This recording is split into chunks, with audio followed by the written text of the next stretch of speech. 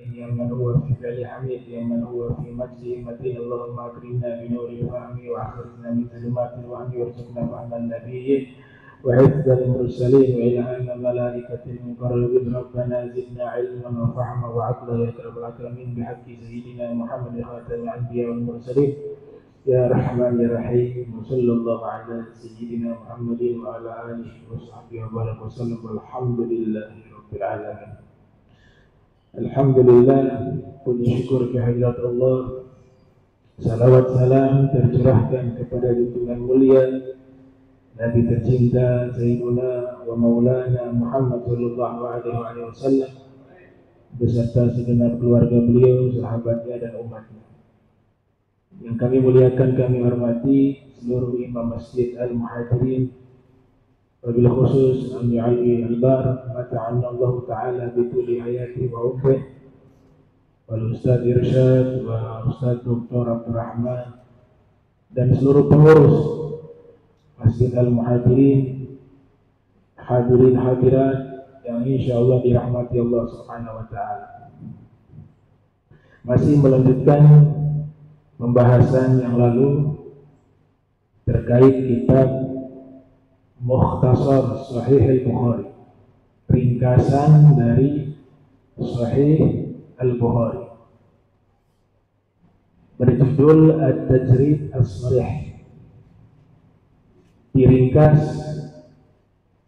oleh salah satu ulama ahli hadis bernama Al-Imam Ahmad bin Muhammad bin Abdul Latif Az-Zabidi. Beliau yang meringkas hadis Sahihul Bukhari.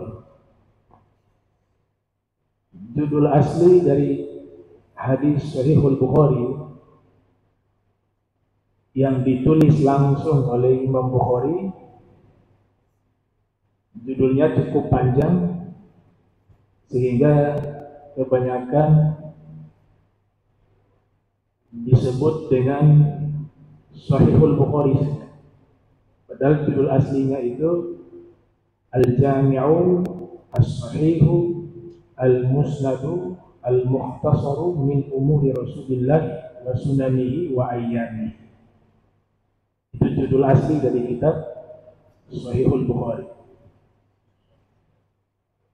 Imam Bukhari salah satu ulama ahli hadis yang dinyatakan beliau menghafal kurang lebih 1 juta hadis dalam salah satu pendapat. Sebagian ulama menyatakan beliau memiliki hafalan hadis Nabi sekitar 600.000 hadis. Sebagian lainnya menyatakan 200.000 hadis. Walhasil salah satu ulama besar ahli hadis bernama Al-Imam Ibnu Salah, beliau mengatakan bahwa dari 1 juta hadis yang dimiliki oleh Imam Bukhari diseleksi lagi, dipilih hadis yang terbaik dari yang terbaik yang dianggap paling sahih 600.000. Kemudian diseleksi lagi 200.000 hadis. Diseleksi lagi jadi 7.275 hadis. Itu yang beliau masukkan di dalam kitab Sahihul Bukhari. 7.275 hadis. Kata Imam Ibnu Salah,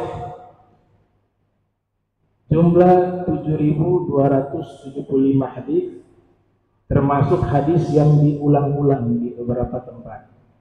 Tapi kalau tidak diulang-ulang hadisnya, maka jumlahnya genap 4.000 hadis. Al-Imam Al-Bukhari mengumpulkan hadis ini bukan waktu yang singkat. Beliau menulis kitab Sahih Bukhari itu kurang lebih selama 16 tahun. awal penulisannya di kota Makkah Al-Mukarramah. Judul-judul yang beliau tulis di dalam kitab Sahihul Bukhari, beliau tulisnya di Raudhatun Nabi. Dan yang menariknya, beliau juga meriwayatkan hadis tentang Raudhah, di mana Nabi sallallahu alaihi wasallam bersabda, "Ma baina baiti wa mimbari raudhah min riyadil jannah." Lokasi yang berada di antara rumahku dan mimbarku adalah raudhah, taman surga, sabda Nabi Muhammad SAW. Jadi setiap judul yang ada di dalam kitab Sahihul Bukhari itu beliau tulisnya di raudhah. Dan para ulama menyatakan dari kalangan ahli hadis, judulnya sudah ilmu. Judul yang beliau letakkan itu sudah disebut sebagai ilmu.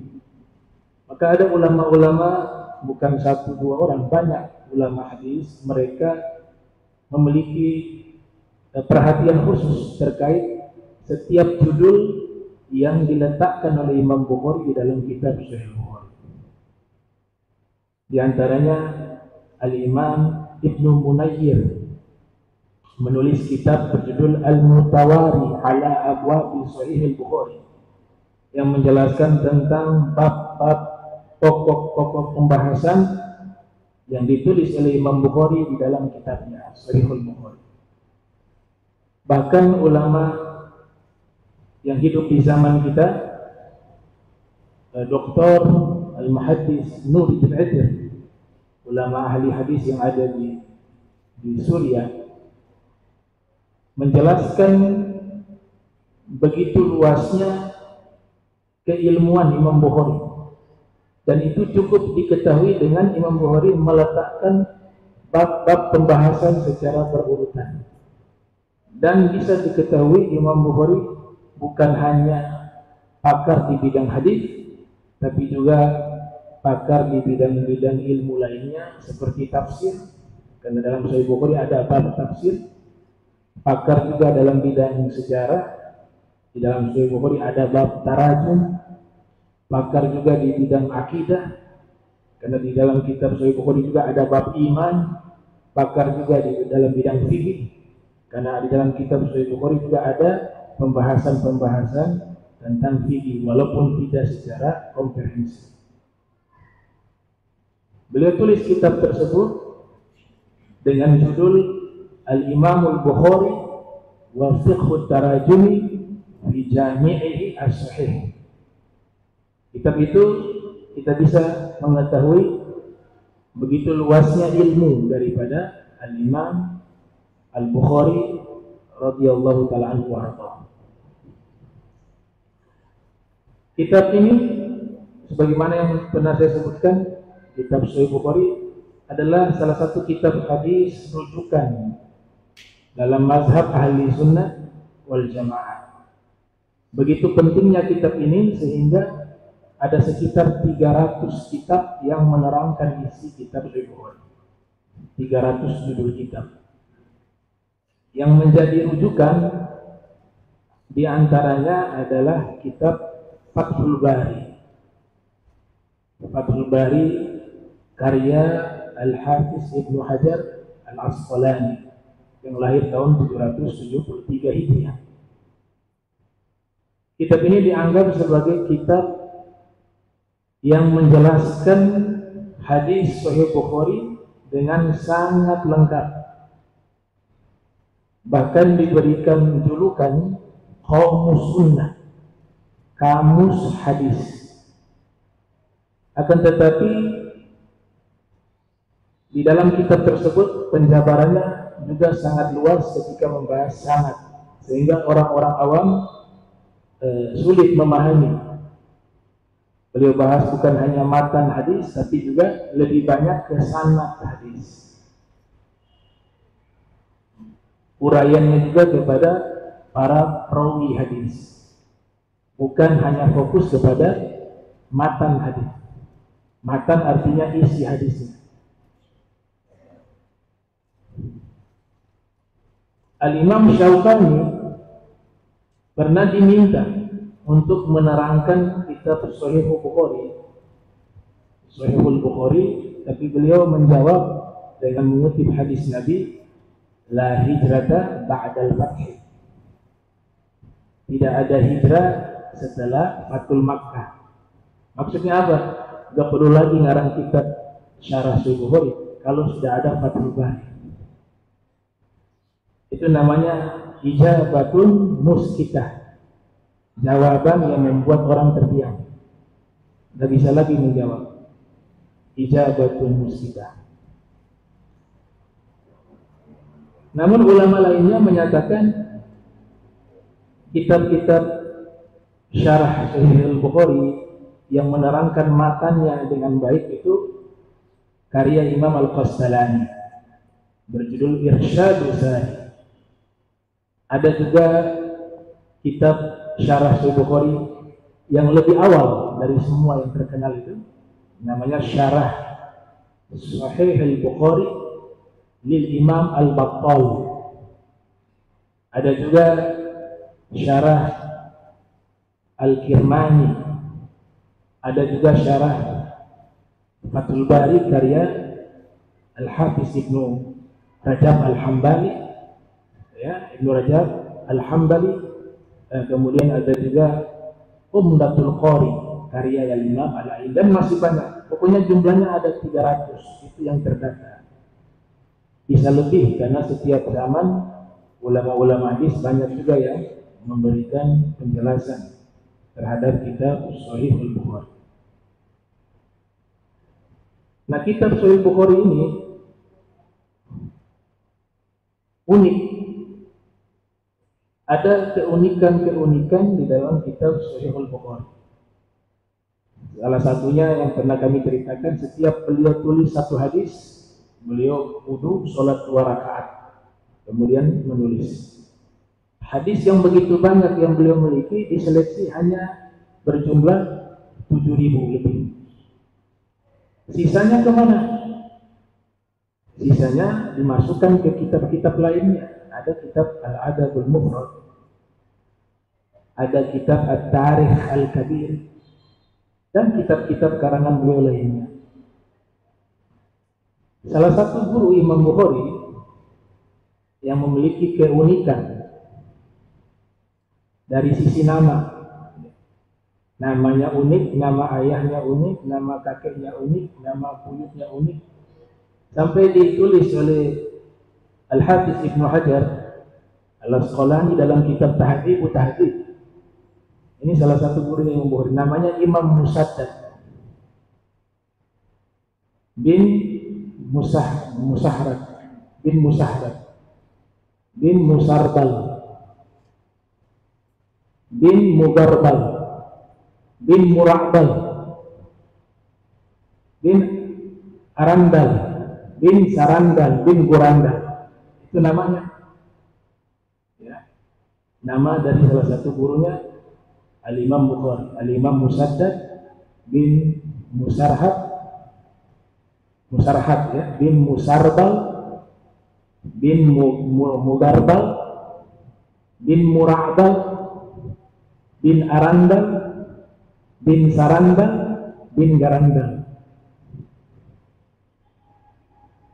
Jangan dipahami Murabal pakai bahasa sini, ya. Kalau bahasa sini Murabal itu kan sudah bagus. Ini kan orang di sana, di Persia, Murabal.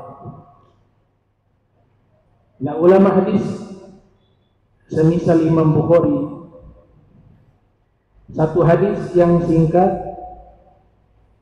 itu diuraikan mendapatkan banyak faedah.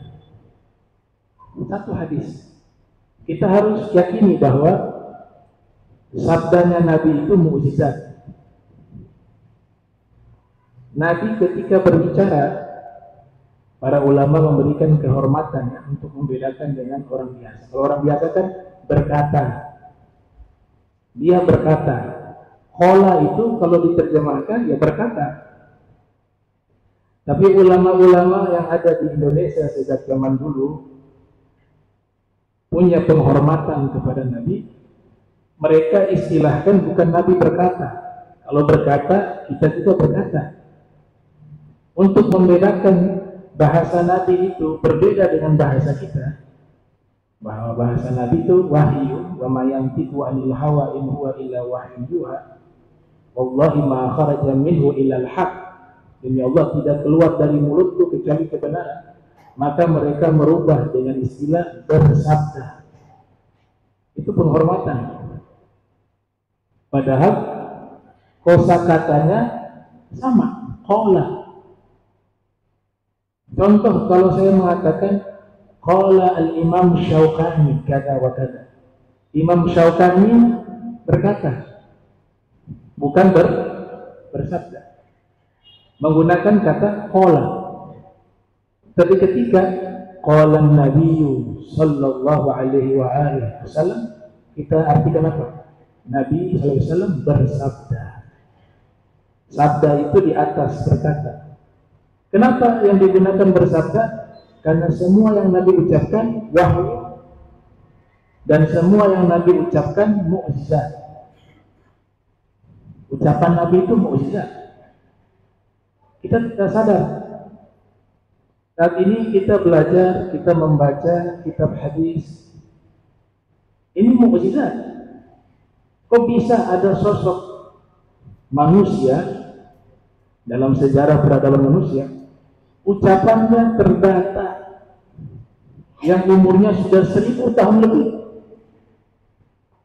Antum bisa cari manusia mana yang ucapannya terdata dengan sangat, dengan jumlah jutaan dari ucapannya, dihafal bukan hanya satu orang, tapi di atas 100, 200, ribuan, bahkan jutaan orang. Sampai hari ini masih kita baca, mendengar, itu mukjizat dari Nabi Muhammad SAW. Itu masih dari sisi sanad, dari sisi eksistensi. Belum kita bicara isi hadisnya. Isi hadisnya juga ada dalam ilmu hadis,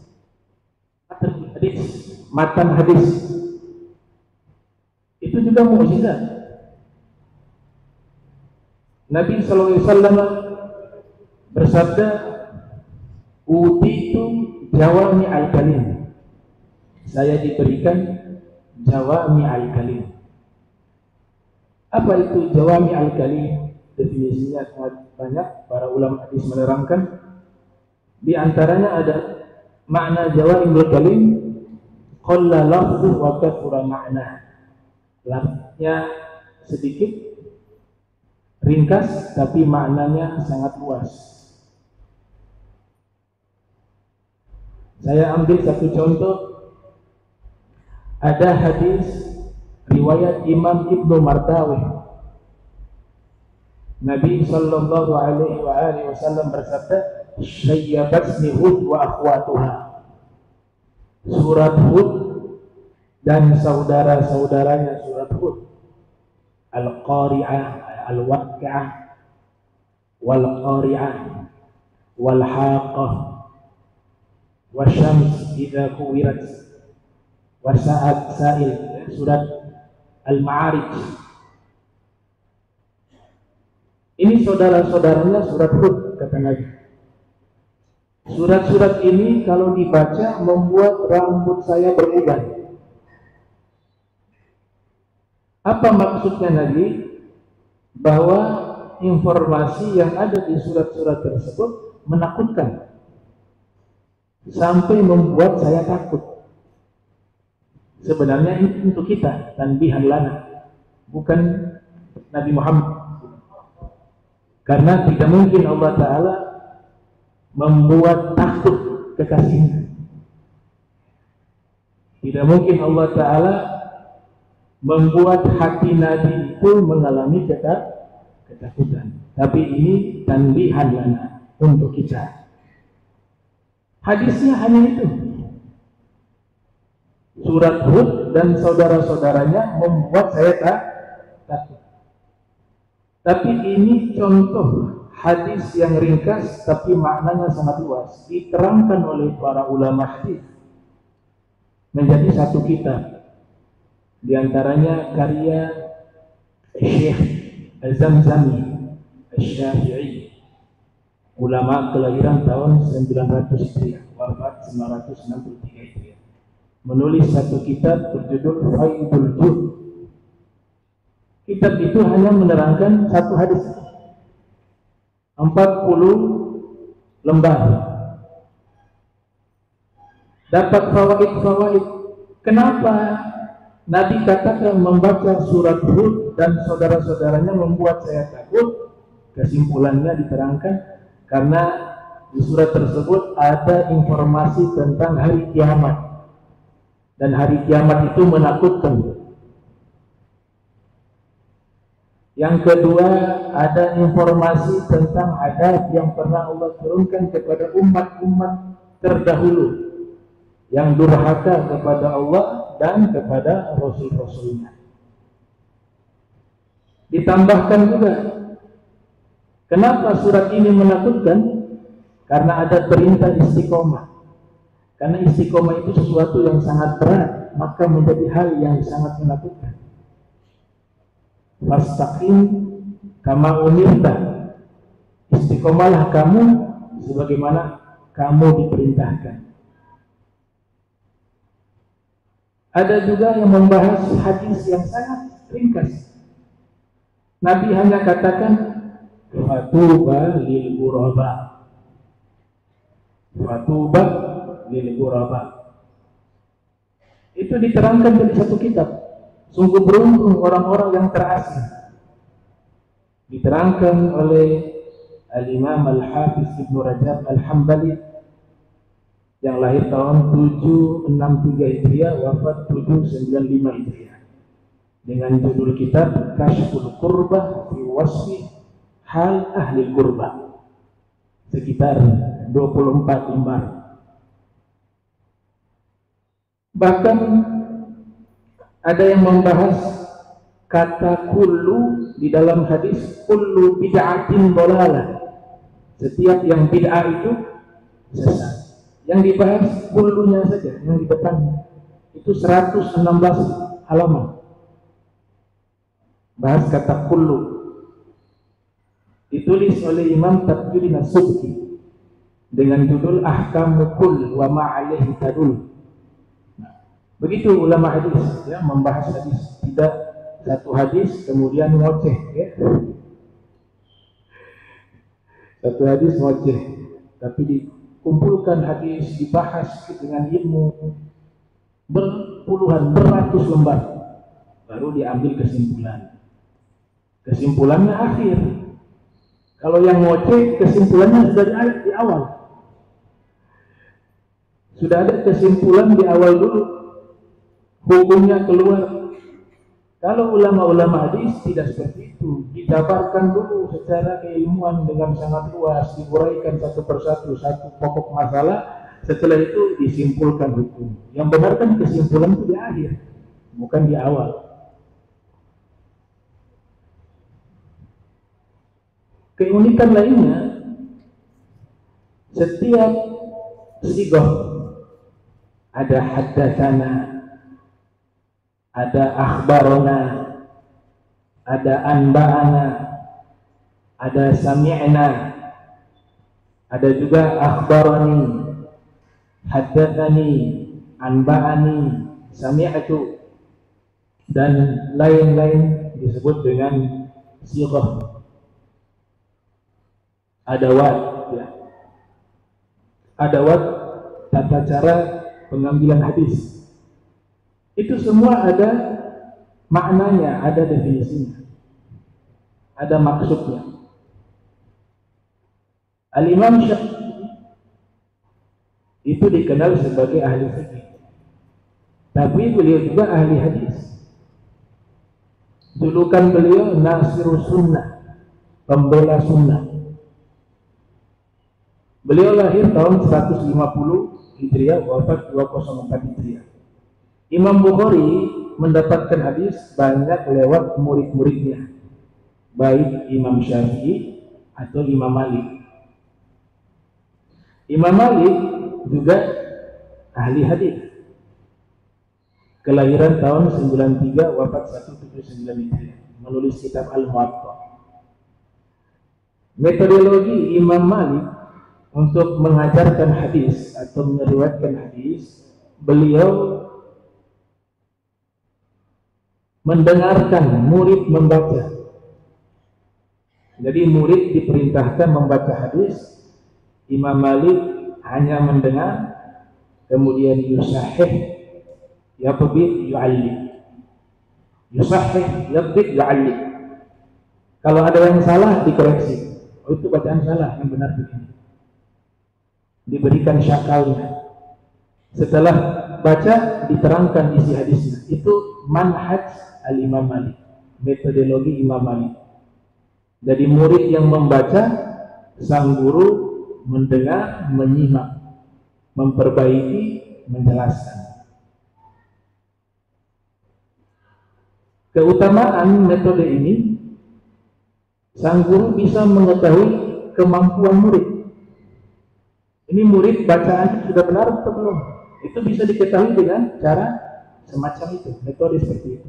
Karena guru menyimak, oh muridnya membaca seperti ini, oh ini salah, bacaan kamu salah yang ini. Bisa tahu sejauh mana kemampuan dia di dalam membaca hadis Nabi Muhammad SAW.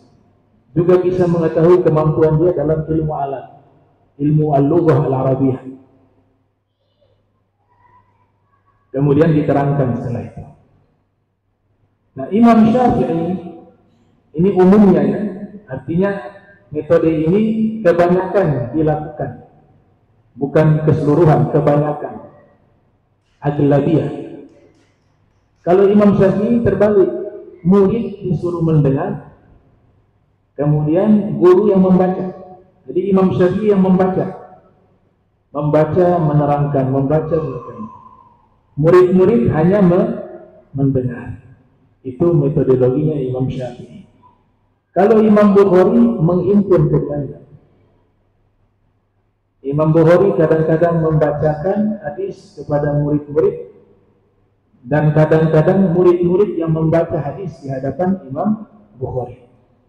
Nah, ini bisa kita ketahui manhaj metodologi ini ditulis oleh salah satu imam besar, Al-Hafiz Kabir wal Imam fil Hadis, bernama Al-Imam Ibnu Rusyaid Al-Fihri, yang wafat tahun 721 Hijriah. Di dalam kitabnya As-Sanan Al-Abyan wal Mawrid Al-Am'an fil Muhakamati Bainal Imamain fis Sanadil Mu'an'an. Dalam kitab tersebut dijelaskan demikian. Imam Syafi'i mengatakan, "Idza qara'a 'alaika faqul haddatsana, wa idza qara'ta 'alaihi faqul akhbarana." Kalau guru membacakan hadis kepadamu, maka kamu sebut haddatsana, bahwa sang guru telah menyampaikan hadis itu kepada kami. Faqul, maka ucapkanlah haddatsana. Wa idza qara'ta 'alaihi faqul akhbarana. Tapi apabila kamu murid yang membacakan hadis di hadapan guru dan guru mengisbat hadis tersebut, maka ucapkanlah akhbarana. Kemudian kalau anba'ana diberitakan kepada kami, itu maknanya diijazahkan kepada kami. Itu definisi ulama hadis sejak ribuan tahun, sudah sangat formal, intelektualnya tinggi, membahas masalah tentang keilmuan, terutama di bidang ilmu hadis. Karena sebab itulah sampai sekarang masih terjaga ilmu menjaga hadis Nabi Muhammad sallallahu alaihi wasallam.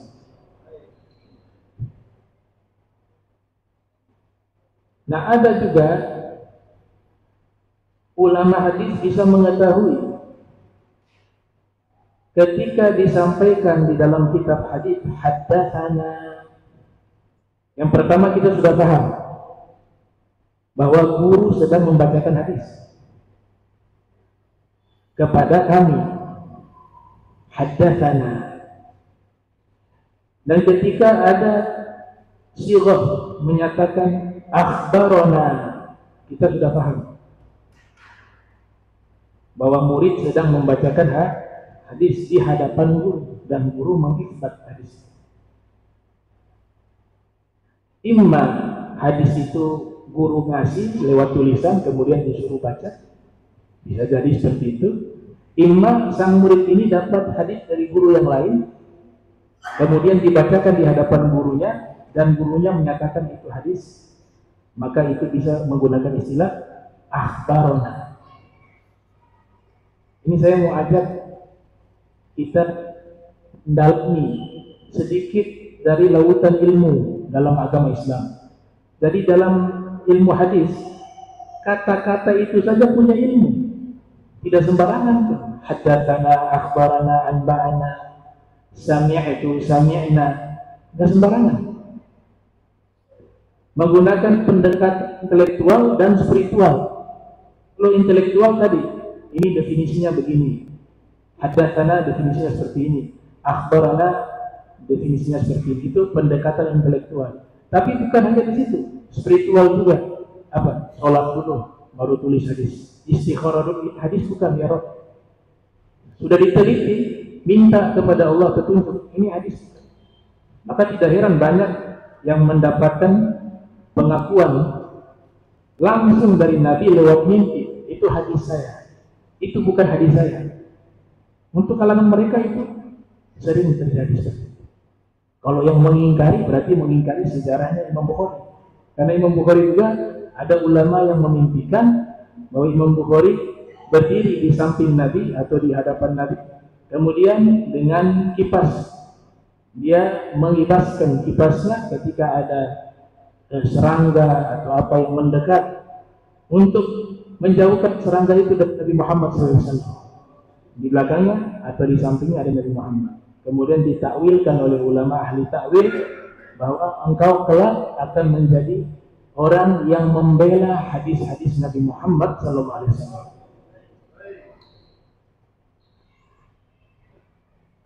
Nah, haddatsana juga bisa satu bahwa ketika menggunakan kata na artinya kami, haddatsana, maka menunjukkan bahwa ketika sang guru menyampaikan hadis itu di hadapan sang guru bukan hanya ada satu orang, karena kata kami artinya ada orang selain saya, ma'agaya, jumlahnya banyak, sehingga kita bisa tahu secara ilmu filologi, ilmu perkata bahasa, bahwa ketika disampaikan haddatsana berarti pada waktu itu sang guru menyampaikan hadis dihadiri oleh banyak murid. Majlis semacam ini. Haddatsana begini fulan an Abi Quraib. Haddatsana Abu Quraib wa qala haddatsana Abu Muawiyah wa qala an al-A'mash wa qala an Abi Salih Abdullah bin Taqwan wa an Abi Hurairah wa an Rasulillah sallallahu alaihi wasallam qala kadza wa kadza wa kadza. Tapi ketika menggunakan haddatsani, guru menyampaikan hadis kepadaku, haddatsani bukan haddatsana.